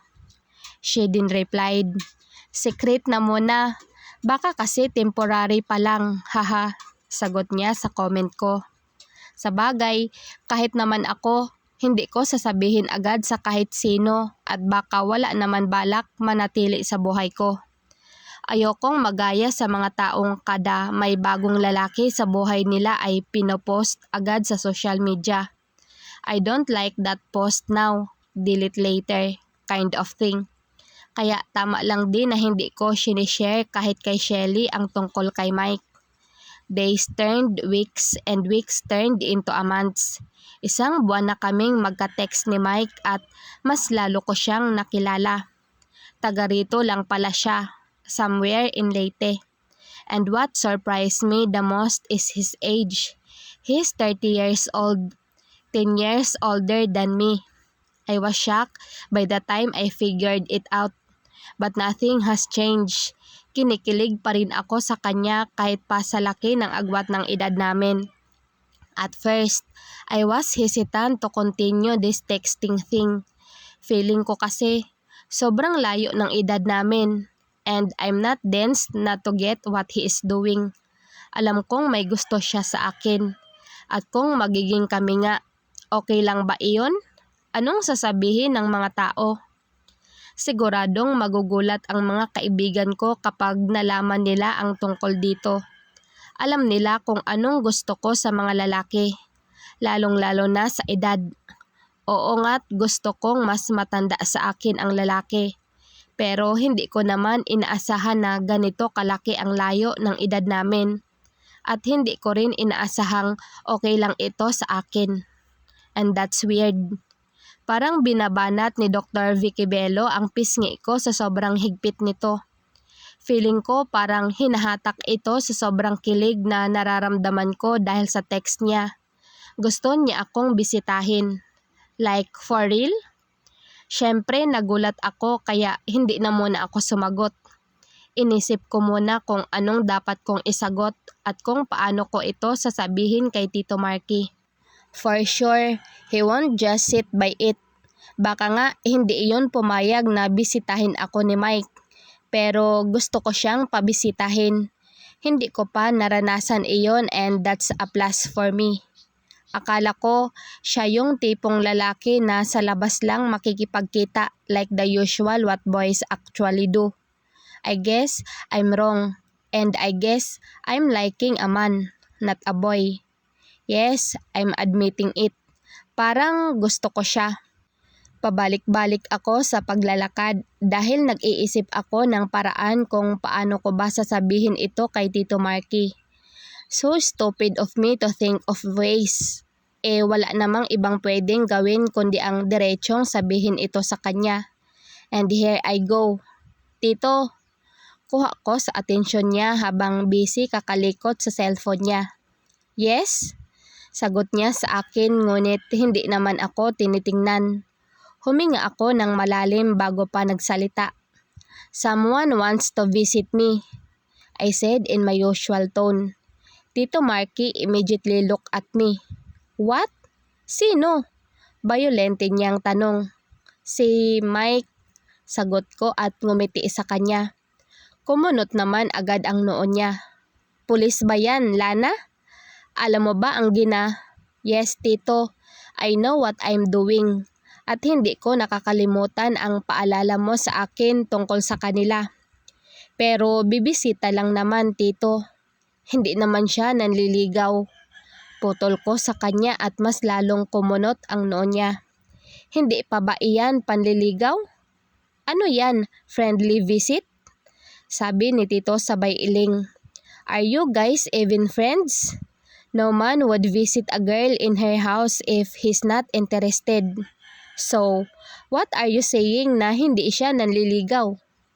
Giit ni Tito at napanganga lang ako sa sinabi niya. It didn't surprise me. Alam kong gusto niya ako at kaya nga siguro niya ako bibisitahin dahil baka sasabihin na niya sa akin na gusto na niyang manligaw. Pero I don't want to assume yet. Maraming nasasaktan sa maling akala. Ang iba pa nga, namamatay. Cause I'm not sure yet, Tito, if manliligaw nga siya. We're just textmates and yun sinabi niyang gusto niyang bumisita. What's wrong with it anyway? Hindi ba mas mabuti kung nasa bahay kami kaysa nasa labas at hindi mo alam? I reasoned. Napatayo na si Tito Marky at napahawak sa baywang niya. Fine, pero 1 oras lang. Sagot niya at umalis papunta sa kwarto niya. Laking tuwa ko sa pagpayag ni Tito. I hurriedly replied to Mike. Ako, sure, anong oras ka pupunta? After sending the message, I immediately went to my closet and took all the clothes I got. Inilagay ko iyon lahat sa kama upang makapili ng masusuot kahit hindi ko pa alam kung anong oras siya pupunta. Wait, wala rin siyang sinabing ngayon siya bibisita sa akin. Napahawak ako sa noo ko at umiling. What's happening to me? Bakit ganito na lang ako ka-excited? I smiled as I watched my own reflection at the mirror. Wearing a simple blouse and a very short shorts will do. I didn't even bother to put any makeups on. I am Lana and I am gorgeous. Akala ko mapapahiya ako sa sarili dahil wala naman siyang sinabing ngayon siya dadalaw. Buti na lang nag-text siya kung pwede bang ngayong gabi. Nang makontento ako sa sariling itsura ay tinext ko siya agad. Lumabas ako ng kwarto at nadatnan ko si Tito Marky na nakaupo sa sofa habang nakahalukip-kip. He looked at me. No, at my clothes. Problem? Nagtataka kong tanong sa kanya dahil walang kagana-gana niya akong tiningnan. Are you sure about this? About that man? Akala ko tungkol sa suot ko ang sasabihin niya. Hindi ko akalaing tungkol na naman ito kay Mike. I have a sigh. Naglakad ako papalapit sa kanya at naupo sa tabi niya. Tito, masyado kang advance kung mag-isip. Dadalaw lang siya, okay? Hindi mamamanhikan, I said annoyingly. I didn't say that. But you sound like it, Tito. Come on, don't worry. Please? Pakiusap ko sa kanya. Hindi ko makuha kung bakit ganito na lang mag-react si Tito Marky sa pagbisita ni Mike. This is just a friendly visit, I guess. What could possibly go wrong? Nasa terrace ako at inayos ang dalawang upuan. Magkatabi iyon. 8:00 ang sinabi niya dahil may gagawin pa sila bago pa man siya makaalis sa boarding house nila. Minutes later, I saw a man's silhouette. A tall man wearing tight shirt and a simple above-the-knee shorts. Nang marating niya ang parteng poste na may ilaw ay nag-abot ang paningin naming dalawa at agad siyang ngumiti. He looks immaculate and drop-dead gorgeous. I felt my heart thump exhilaratingly while watching him. Lumapit ako agad sa gate ng bahay na hanggang baba ko ang taas at bahagyang dibdib niya lang ito. He's that tall. Pumasok siya at isinara ko naman ang gate. Bago ko pa man siya hinarap ulit ay nirelax ko muna ang aking sarili. Nang humarap ako sa kanya ay namangha talaga ako sa sobrang tangkad niya. He's towering me and I felt so tiny in front of him. Hi, I said at ngumiti siya. Hi, sagot niya naman sa isang napakalalim na boses.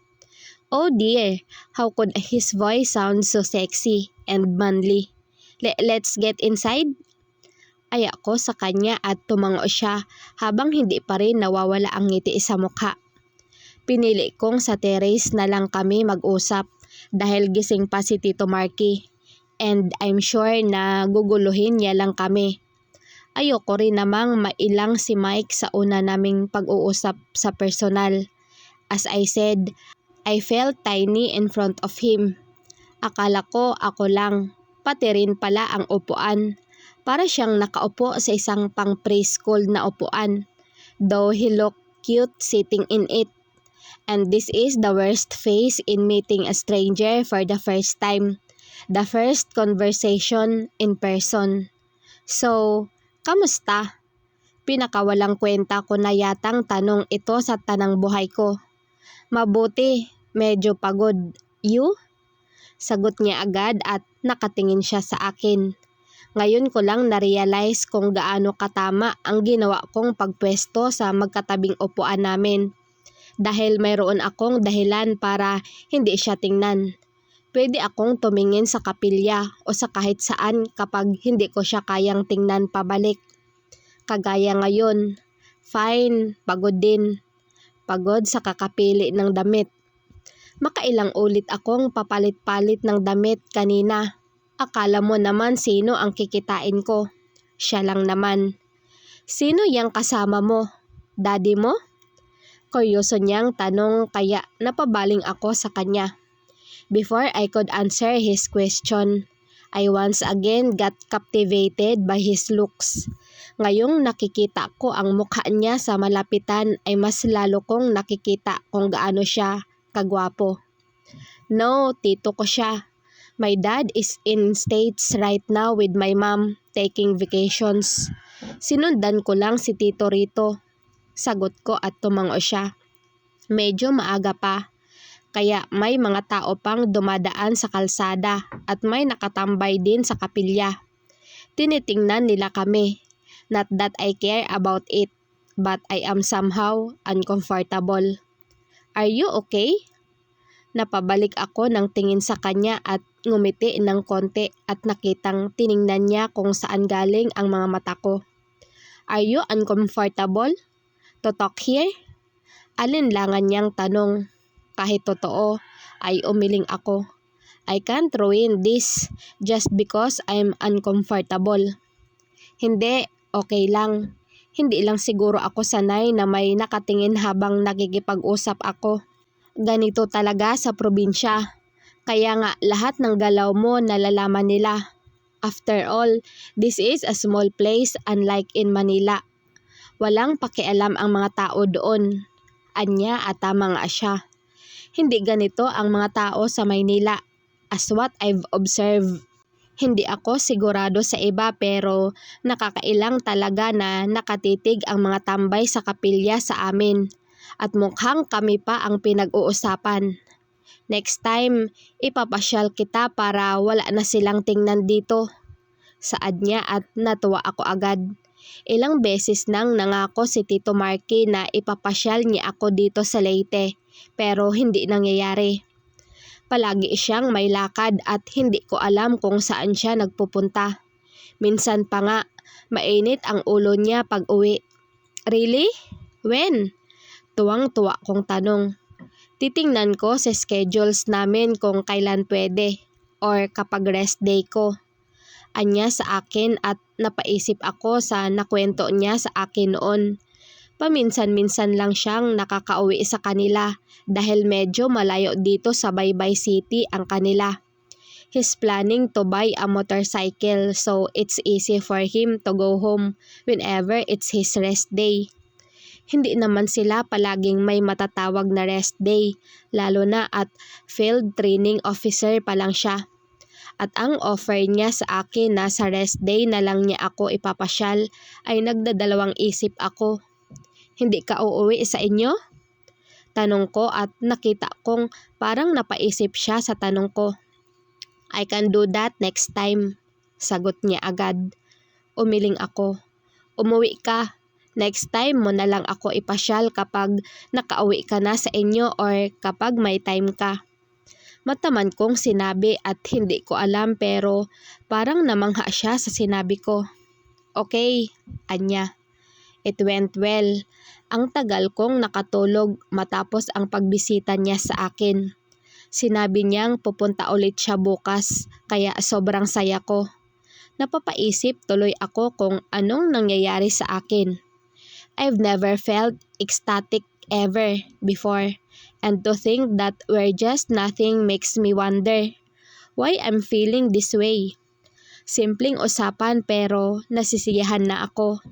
Mahigit 1 buwan na kaming araw-araw magka-text at ngayon sa personal na kami nag-uusap. May alam na rin ako sa buhay niya pero alam kong hindi pa iyon lahat. Ganon din ako. Sinabi ko sa kanya ang buhay ko sa Manila at lahat-lahat na. Except the tragic part that happened before. Ayoko pang ikwento sa kahit sino.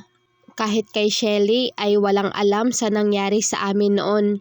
Kahit masyado pa akong bata sa panahong iyon ay hindi ko nakalimutan bawat maliit na detalye sa nakaraan. Bibisita ulit? Hindi makapaniwalang tanong ni Tito sa akin kinabukasan. I nodded while a smile plastered in my face. Habang sirang-sira ang mukha ni Tito. Mukha siyang galit. Sinagot mo na? Dugtong niyang tanong at nalaglag ang pangako roon sa tanong niya. Tito, hindi siya nanliligaw. Sikmat ko sa kanya at pasalampak na naupo sa sofa at humalukip-kip. Hindi pa ba sa lagay na yan? Giit niya at umirap ako sa kawalan. I told you, nothing is going on between us. We're just friends. Iritado kong sagot at sarkasmong humalakhak si Tito. Sa ngayon, oo. Paano bukas? Sa makalawa? Sa susunod na mga araw? He's into you, Lana, and you knew it. Ani Tito sa isang iritadong boses. Hindi ko maintindihan kung anong problema niya kay Mike. Hindi pa man nagiging kami o kung magiging kami man ay parang tutol na siya sa amin. And so? So what if he's into me? Anong problema doon, Tito? Inis kong tanong sa kanya dahil hindi ko talaga makuha ang punto niya. Huminga ng malalim si Tito at nakapamaywang. Lana, you know his work. He's a police. Kahit saang lugar na didestino iyan and don't be hypocrite na to think he wouldn't do something stupid if ever maging kayo man. I'm sorry, but I don't trust him.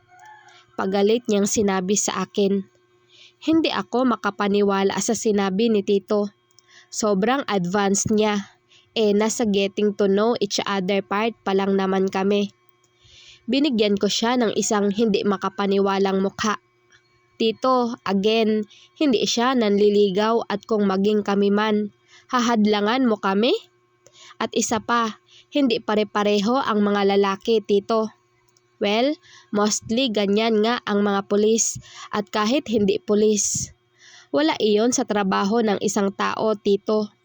He will do stupid things if he wanted to. Even if he's not a police and wherever where he is.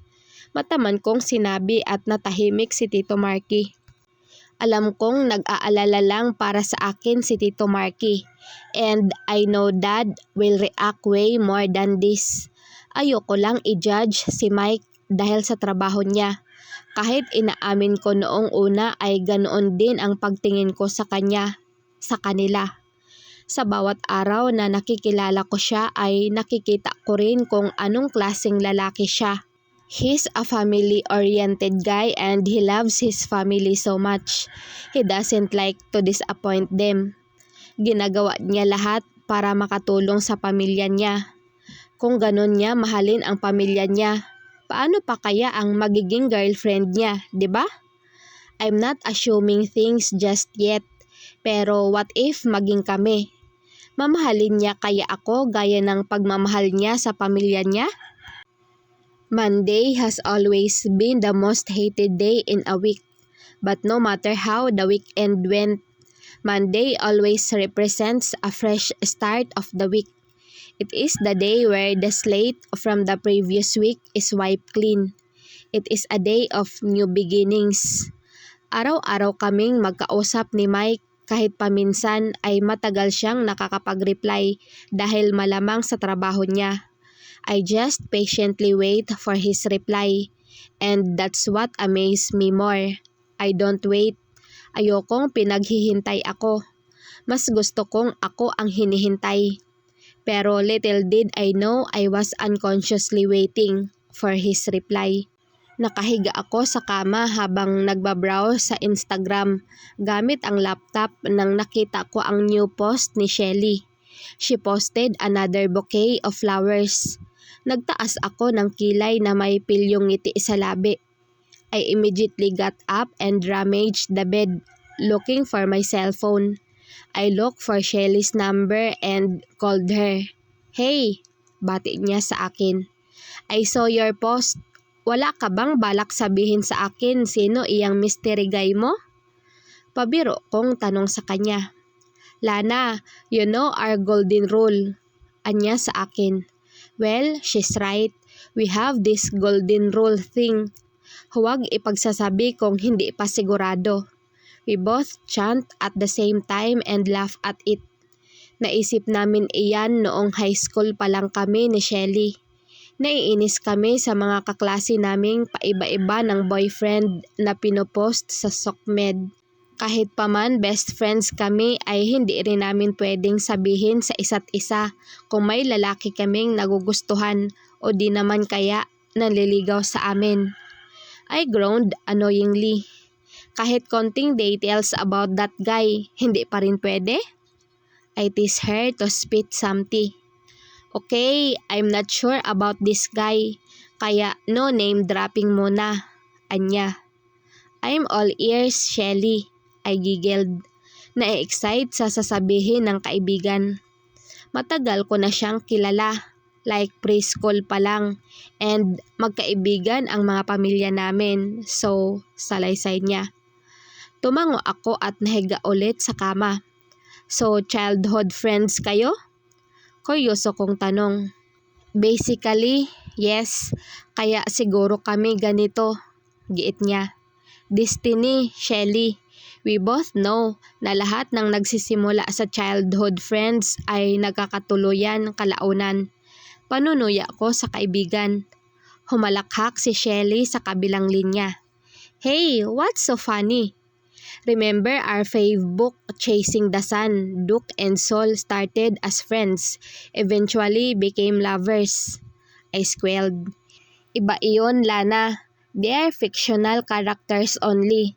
This is real world, real life, anya. Umirap ako sa sinabi ng kaibigan. It could happen in real life too, Shelly. Maraming ganoon na nangyayari sa totoong buhay. You just have to believe and fight for that love. Pabitin kong sinabi ang huli at natawa ulit ang kaibigan. Yes, it could, Lana. Pero hindi natin alam kung kami nga ang magkakatuluyan at isa pa. Malabong mangyaring magkagusto siya sa akin. Nahimigan ko ang lungkot sa boses niya nang sinabi iyon. I don't understand. Binibigyan siya ng bulaklak pero malabong magkagusto sa kanya? Ano iyon? Wait, ano? Bayolente kong tanong sa kanya at narinig ko ang paghinga niya ng malalim. Look, it's a very long story, Lana.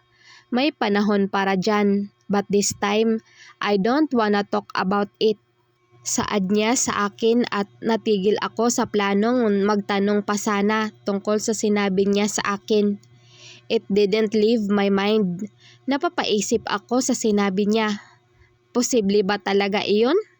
Binibigyan siya ng isa sa mga bagay na gusto ng mga babae, which is flowers.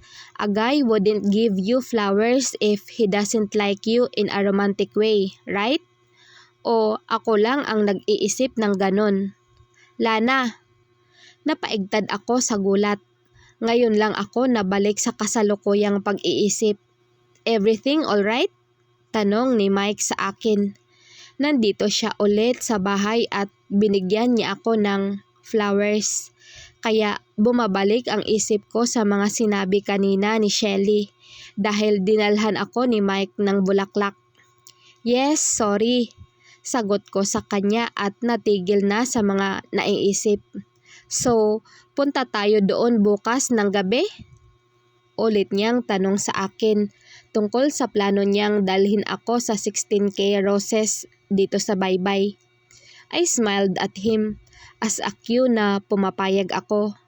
Iyon naman talaga ang hinihintay ko. Ang anyayain niya akong ipasyal sa lugar na ito.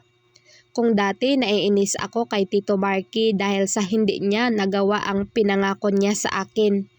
Pero ngayon, nagpapasalamat ako. I'm staring at Tito Marky habang nakatutok siya sa laptop niya. Trying my chance again na magpaalam lumabas kasama si Mike. Hindi ko na dapat ginagawa ito dahil nasa tamang edad naman na ako. Pero I respect Tito Marky that much. Kung anumang mangyari sa akin dito ay cargo niya ako. Sigurado rin akong lulutang ang bangkay niya sa dagat ng Leyte kapag nalaman ni Daddy na may nangyaring masama sa akin. What is it, Lana? Tanong sa akin ni Tito kahit hindi niya ako tinitingnan. Kilalang kilala na niya talaga ako.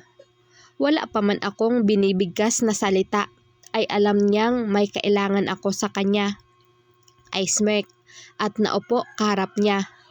Wala pa akong sinasabi na may kailangan ako sa'yo, Tito. Nakataas kilay kong sinabi sa kanya.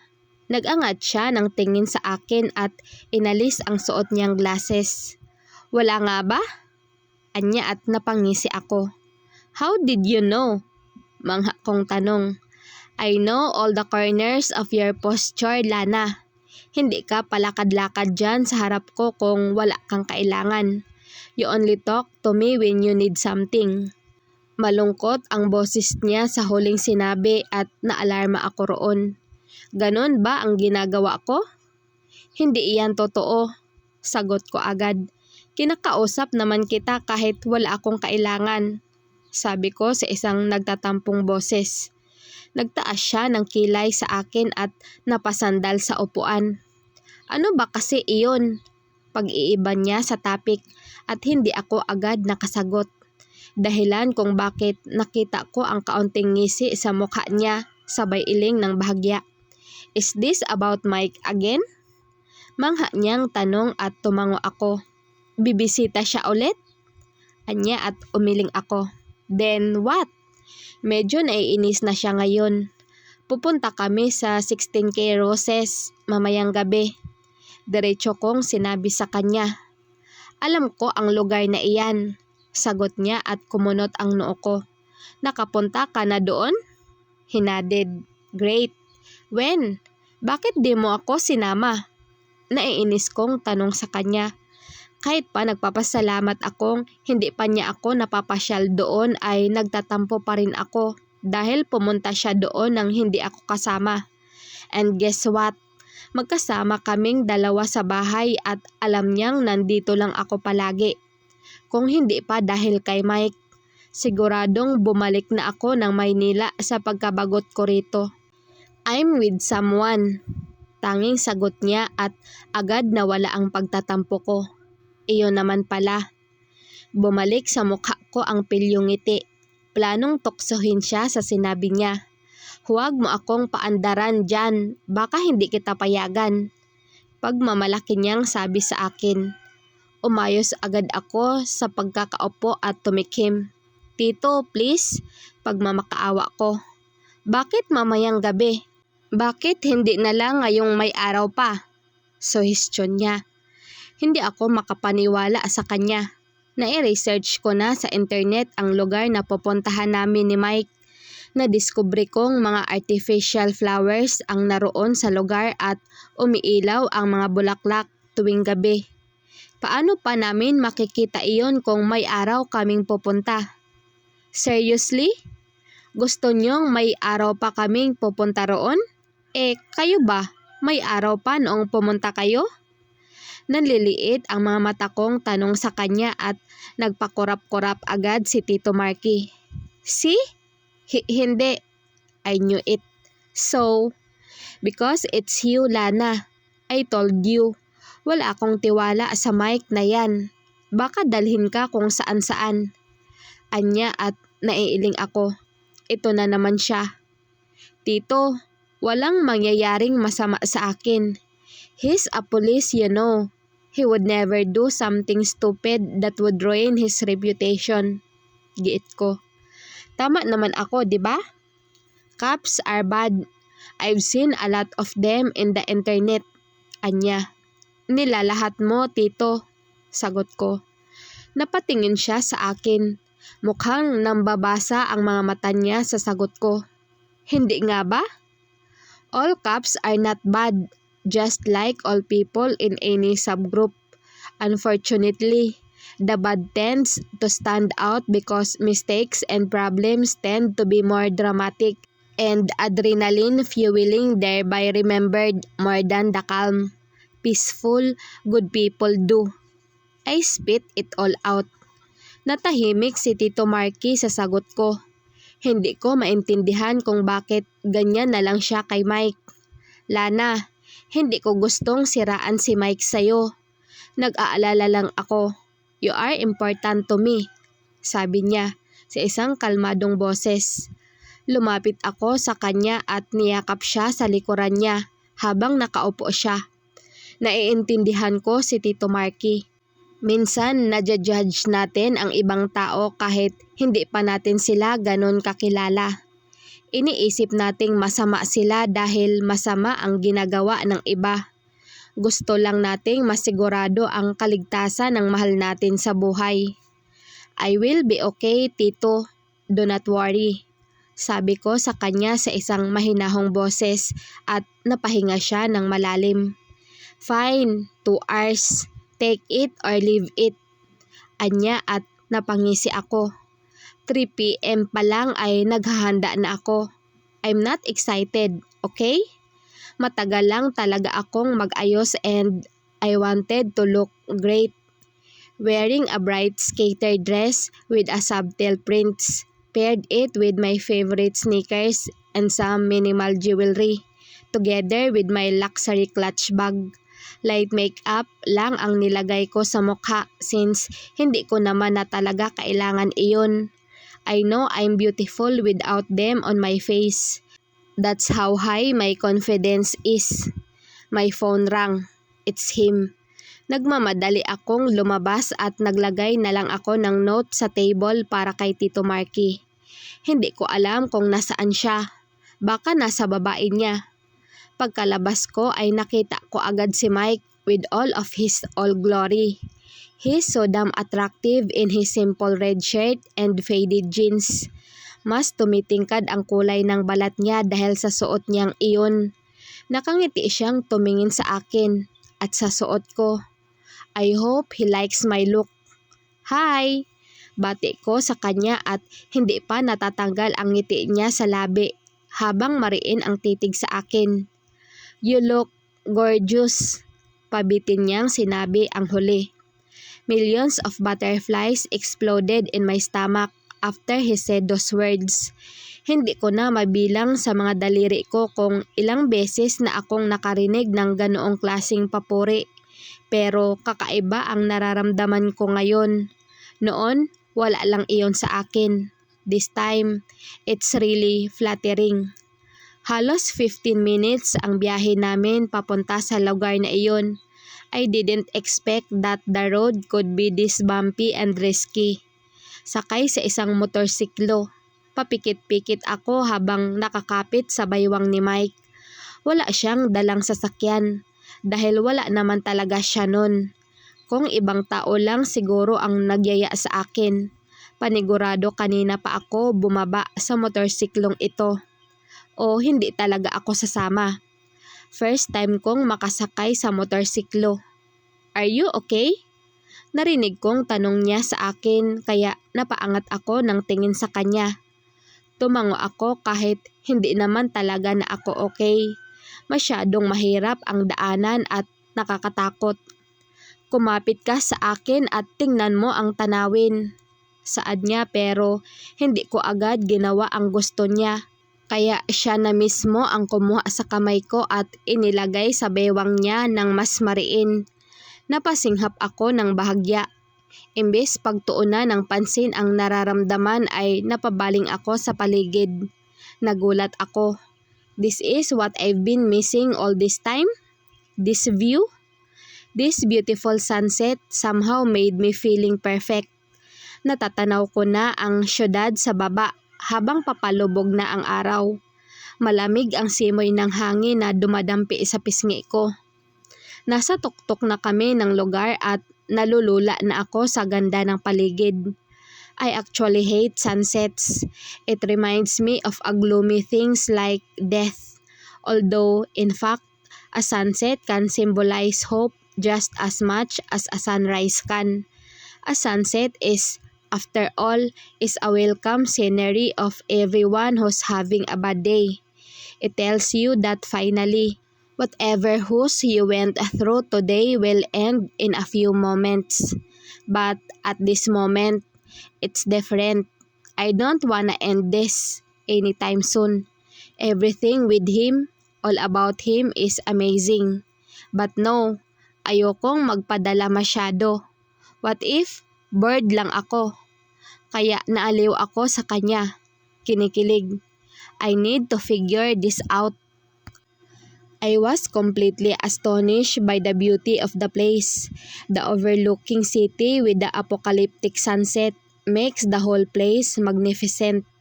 Walang masyadong tao sa lugar at kung meron man ay nasa malayong party sila, nagpipicture. Ang ganda, sabi ko habang nakatayo kami kaharap sa papalubog na araw. In my peripheral vision, I saw him watching me and said, "Yes, very beautiful," he said, and I don't know but it was as if he was referring to me. Napabaling ako sa kanya at isang ngiti ang ibinigay niya sa akin. Dahilan kung bakit nawawala ang mga mata niya pag ngumingiti siya. I know, sagot ko at nagtaas siya ng kilay na parabang namamangha siya sa sagot ko. What do you mean, you know?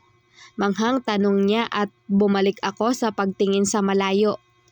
I know that I'm beautiful, sabi ko at ibinalik sa kanya ang tingin at humalakhak na siya ngayon. Sumama ang mukha ko dahil sa ginawa niya. Nagkamali ba ako? Kung hindi ako ang tinutukoy niya, bakit sa akin siya nakatingin? I rolled my eyes and walked away from him. Hey! Narinig kong tawag niya sa akin at halata pa rin ang saya sa boses niya. Naramdaman kong may kamay na humawak sa kamay ko at agad kumalabog ang dibdib ko nang makitang kamay iyon ni Mike. I looked at him pero hindi siya sa akin nakatingin. Sa malayo ang tingin niya na parang wala lang sa kanya ang ginawa niyang paghawak sa akin. I acted cool with it. Bigla niya akong hinarap at mariin na tinitigan. His dazzling eyes hit by the sunset makes it look like an eternal yellow-brown. Nagugulo ng bahagya ang buhok niya dahil sa hangin, but it didn't make him less attractive. Hinawakan niya ang isa ko pang kamay at sinundan ko bawat galaw niya. Hawak-hawak na niya ngayon ang dalawang kamay ko, habang nakatitig sa akin. I don't have any idea what he is doing but my heart can't calm because of it. Be my girlfriend, Lana. Anya sa akin at para akong nangingiti. As expected, kapag ganitong-ganito ang galawan ay aanyayain ka ng maging girlfriend. Credits to K-Drama and Tita Veronice. This time, I immediately remembered Tita Veronice rule number 1. Kapag aayain ka ng lalaki na maging girlfriend niya ay huwag mo siyang sasagutin agad.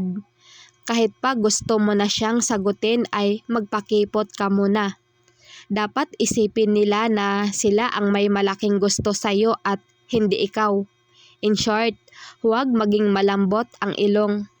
Pwede ko bang pag-isipan muna? I said at medyo nagbago ang mukha niya.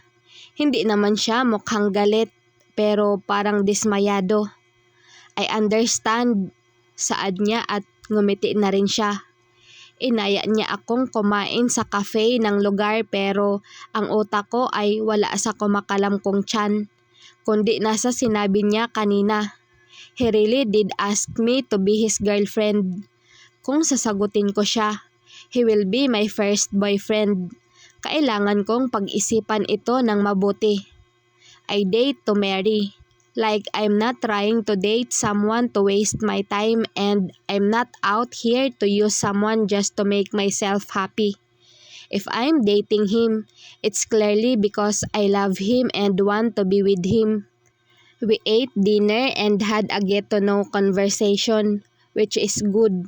Pero hindi ko pa sinabi sa kanya na malapit na akong bumalik ng Manila dahil may pasok na kami. Sa susunod ko na lang sasabihin sa kanya kapag nakapag-desisyon na rin ako. Paano pag wala na ako rito? Tanong ko sa kanya habang nakaupo kami sa sementong upuan sa gilid ng mga bulaklak. Bibisitahin kita sa Maynila, giit niya. Nagpatango-tango ako. Magagawa niya ba iyon?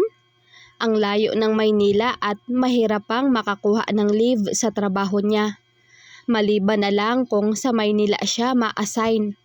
Pero malabo iyong mangyari. Paano ang trabaho mo? May leave naman kami, Lana. Anya sa akin at nagtataka ako sa pilyong ngiti sa mukha niya. What's funny? Tanong ko at mas lalong pilyong ngumiti siya. Bakit iyan ang iniisip mo? Hindi mo pa naman ako sinasagot. Ibig bang sabihin? Hindi huwag kang feeling dyan na sasagutin kita. Nagtatanong lang ako. Sabi ko agad at hindi na siya pinatapos sa sasabihin niyang alam na alam ko na ang kasunod. So, hindi mo ako sasagutin? Tanong niya at medyo inilapit ang mukha niya sa akin. Nag-iwas ako ng tingin at tumayo dahil naipit ako sa tanong niya. Sabi ko pag-iisipan ko pa, hindi ba? Taas kilay kong sinabi. Pilit na itinatago ang kaba ko. Luckily, I'm good at faking my emotions. One great lesson I learned from my life is I think there is no market for your emotions. So never advertise your feelings. Just show your attitude. Yeah. anya at nakita ko pa ang pag-irap niya sa akin na kinamangha ko. Bigla siyang may kinuha sa likuran niya. Isa iyong bulaklak na puti. Rose actually. But, bakit yan? Tanong ko agad sa kanya. Hindi dahil ayaw ko, kundi dahil bakit plastic white rose? At mukhang isa ito sa mga bulaklak sa naturang lugar. Namilog ang mga mata ko at patingin-tingin sa paligid pero parang wala naman siyang pakialam na baka may makakita sa hawak niya. Agad akong lumapit sa kanya. Bakit mo binunot iyan? Baka mapagalitan tayo. May diin kong sabi pero pilit niya pa ring inaabot sa akin ang bulaklak kaya tinanggap ko na lang iyon. I bought it, don't worry, giit niya. Ha? You bought it? How? I mean, hindi naman iyan binibenta, di ba? Naguguluhan kong tanong. Napatingin ako sa bulaklak na hawak. Mukha itong ginunting at hindi basta-basta na lang pinutol dahil sigurado akong mahirap itong putulin dahil gawa ito sa plastic.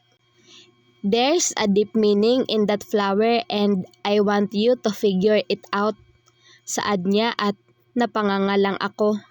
Deep meaning? And he wanted me to figure it out? Like what? Bakit hindi mo na lang sabihin? Giit ko at umiling siya. Figure it out, so keep it. Anya at nagsimula akong mag-isip kung ano ba ang meaning ng peking bulaklak na ito. Sumasakit na ang ulo ko sa kakaisip kung ano ba ang maaaring pwedeng kahulugan ng peking bulaklak na hawak.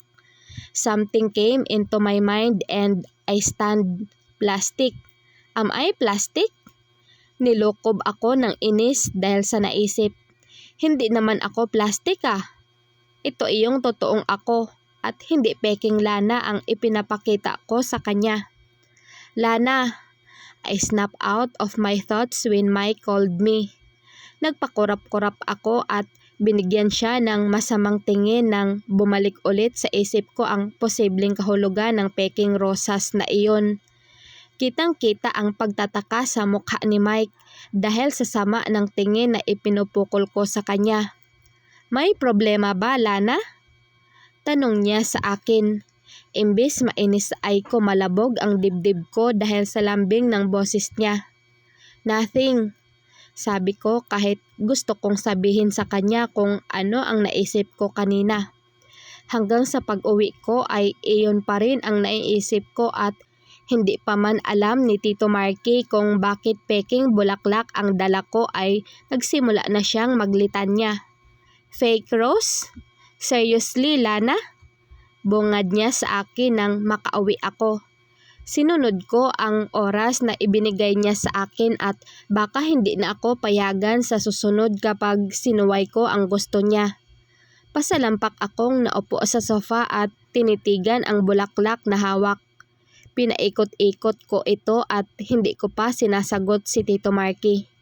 What could be a possible deep meaning about fake flowers, Tito? Tanong ko sa kanya nang hindi siya tinitingnan. Nasa bulaklak lang ang titig ko. Wala siyang pera pambili ng totoong bulaklak. Sagot niya sa akin agad at binalingan ko si Tito na may naiiritang mukha. Inirapan ko siya agad. Hindi ko sinabing tungkol sa nagbigay. Ang sabi ko tungkol sa bulaklak. Iritado kong sabi. Why are you asking me? Bakit hindi siya ang tanungin mo? Anya sa akin at nagsali ng inumin sa baso niya. He wants me to figure it out, the meaning of these fake flowers. Saad ko. Baka masyadong plastic ang treatment mo sa kanya, Lana. Baka iyon ang gusto niyang ma-realize mo. Giit niya, sabay halakhak. Wala akong matinong makukuha sa siraulo kong tito. Mas lalo ko tuloy na patunayan na baka iyon nga ang ibig sabihin dahil iyon din naman ang naisip ko kanina. He wants you to figure it by yourself, not by the help of someone. So, seryosong dugtong ni Tito sa akin na dahilan ng pagbaling ko sa kanya at seryoso na ang mukha niya. Mukhang matino na ang sinabi niya. So may idea ka kung ano, Tito? Kuryoso kong tanong sa kanya at dahan-dahan siyang tumango. Napangiti ako dahil hindi na kailangang sumakit ng ulo ko sa kakaisip kung ano ba ang kahulugan nito. Pero bago ko pa man magawa ang gusto ko ay naunahan ako ni Tito. No, I won't give you any idea, Lana. Alam ko iyang ngiti mong iyan. Giit niya at iniwan ako sa sala habang unti-unting nawawala sa labi ang ngiti ko. I groaned. I have something on my mind that some people are like fake flowers. Appear beautiful from a distance but when you go near, you realize how useless they are. My blood boils to the highest point of the another thought. Am I useless?